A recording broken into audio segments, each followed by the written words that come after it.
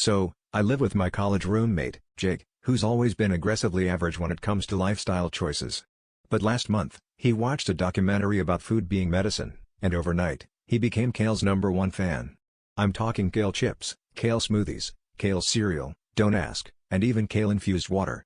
He threw out all our toxic snacks, my beloved pizza rolls included, and filled the fridge exclusively with kale. I thought, okay, this is fine, I'll just eat out more. Except every time I opened the fridge, it was like staring into a leafy abyss. A week into the kale cleanse, I started noticing odd things. The fridge began making weird noises, like a cross between a dying goat and a yoga instructor chanting Om. I shrugged it off as the fridge's own existential crisis. But then, Jake started giving pep talks to the produce drawer, saying things like, "You're doing great, leafy boys." It was funny until I realized the kale was multiplying. I swear, I'd take out one bag, and by the next morning, there'd be two. I even caught a head of lettuce trying to sneak in, but the kale had already locked it out. Things hit a turning point when I opened the fridge and got hit with a gust of air that smelled suspiciously like kombucha and regret. Inside, the kale had organized itself by color and texture, and there was a tiny handwritten sign that said, "No arugula allowed."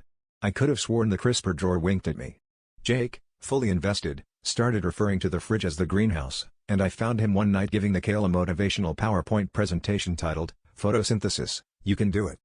I was about to stage an intervention until we discovered one of the kale bunches had sprouted what looked like a tiny, sentient broccoli. Jake declared it a miracle of superfood evolution. I just wanted my pizza rolls back. At this point, our fridge isn't storing food, it's hosting a leafy uprising. At least now, when people ask why I look so tired, I can honestly say, I'm living in a constant state of kaletosis.